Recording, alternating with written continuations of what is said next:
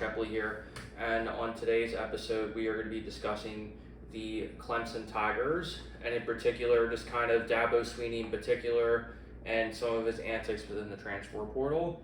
Now, as I'm sure a lot of you guys are aware, the only four teams in all of FBS college football who have kind of refused to use the transfer, obviously, are the three service academies and Clemson.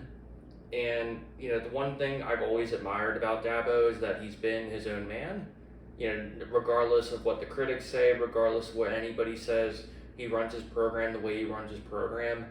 And I think the one thing about him that I think a lot of people always kind of misconstrue or, people don't really think about as much as how much success he's had over the past decade.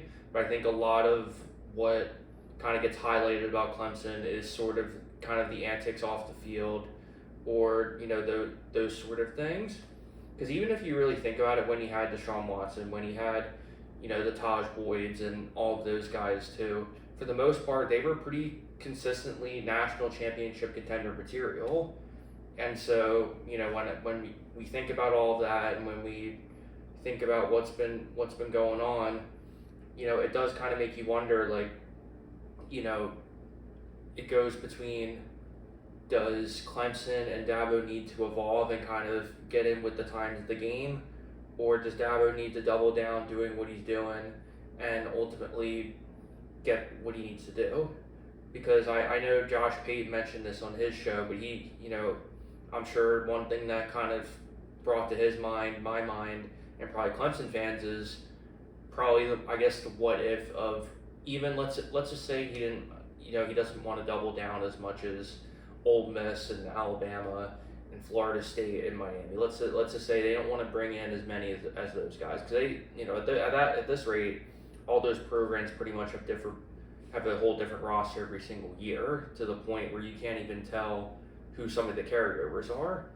But what if even, let's just say, obviously Clemson doesn't have any right now because they're a different breed. But even, let's just say, what about even just 3 or 4 guys or 5 or maybe a couple JUCO guys or some backups or something like that? Because what really fascinated me the most about it was this, he pretty much just flat. I'll read the quote here, but he was pretty much just elaborating about him just defending about how he doesn't really believe in the portal and all that stuff. So this is from a Sirius XM interview that was, I believe, from about, let me read the date here. Yeah, so this is last month. So he says, and I quote, "There's 3 types of players in the portal. It's pretty simple. Most of the guys in the portal aren't good enough to play for us. That's just the reality of it. The majority of guys, they're guys in the portal because they have to have a chance to start somewhere.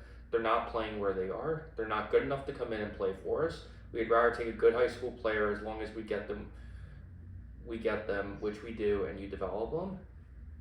I mean, I don't know. I guess when you think about it that way, it doesn't sound so far-fetched, because let's think about this hypothetically. I mean, just because you see this all the time in the NFL and the NBA and the NHL, especially more than ever, just because you sign a big free agent to a boatload of money doesn't necessarily mean that it's going to pan out.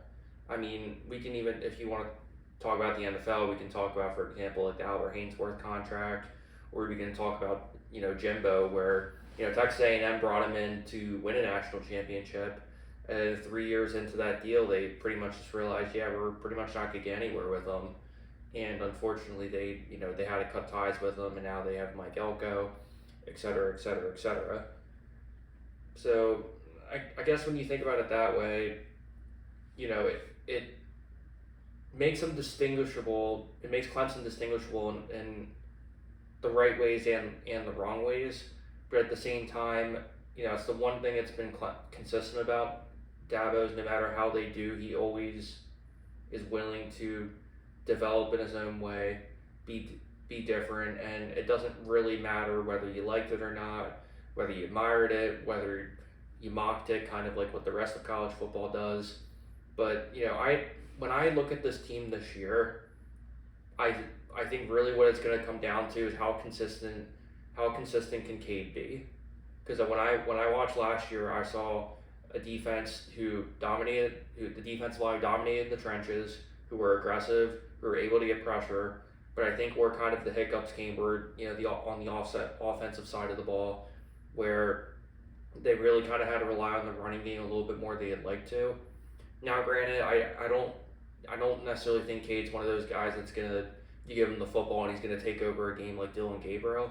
And quite frankly, he doesn't even need to be that. I think what he really just has to do is just be a leader, not turn the ball over, and I think where they really need him is in those 2nd and 8 situations. Can you get him into third and manageables, or for the third and manageables at the 30-yard line or the 20-yard line? Like can you get those conversions that way so that when you march down the field, you're turning what you thought was a 3-point drive into a 7-point drive.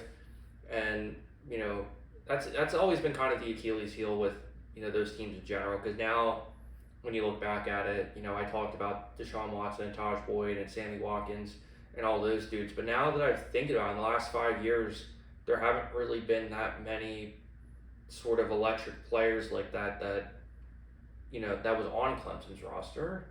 So with that said, I do think that a lot of people are writing Clemson off.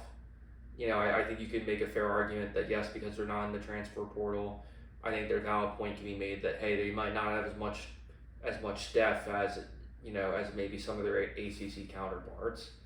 However, I think the one thing you cannot underestimate about Clemson, regardless of what you think, is they know how to develop players down there.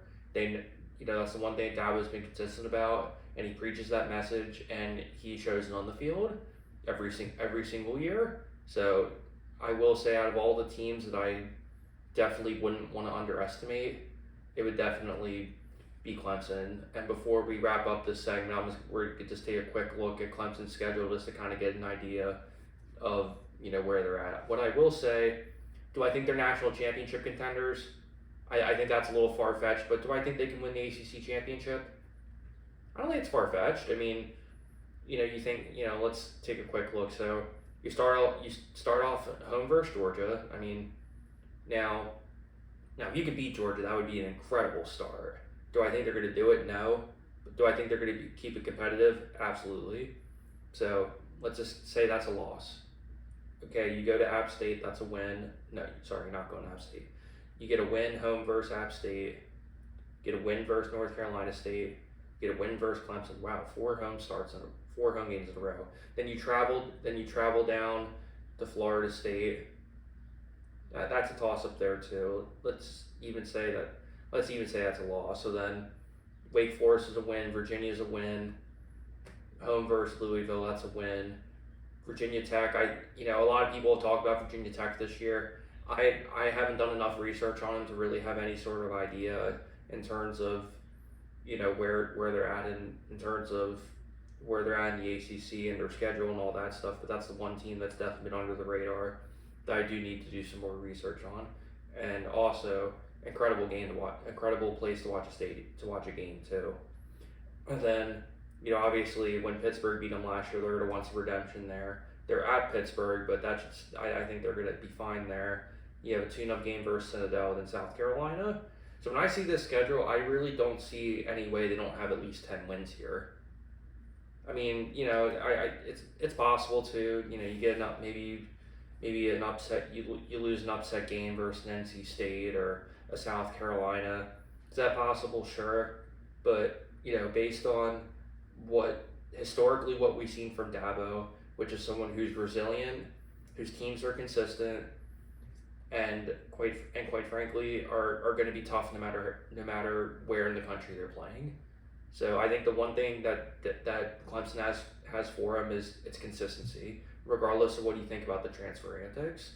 And then as I look at the schedule, a fairly generous ACC conference schedule. Now, granted, you have you do have a tough game versus Georgia, and you do play South Carolina too. So I'm not saying all their games are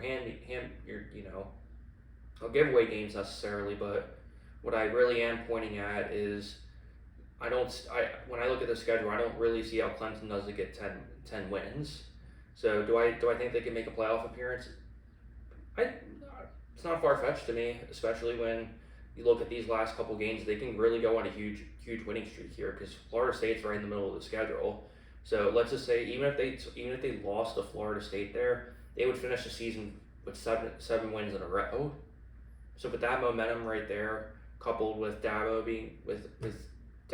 just normal sort of self, which by the way I totally double down on that because I do think he's gonna be in the College Football Hall of Fame one day, and he is a coach that, regardless of what you think, his legacy is gonna be it's definitely gonna be a memorable one because there's so many memorable teams, and I think he's just a good guy too, and he's somebody that I like to root for, and somebody that I think, quite frankly, is just a winner. So ultimately, Clemson, I see minimum 10 games, and I do think the whole transfer portal thing, I don't think it's as big of a deal as people make it sound. I think throughout, throughout his tenure at Clemson, he's proven that he can find multiple ways to win, and I don't think it's going to change anytime soon.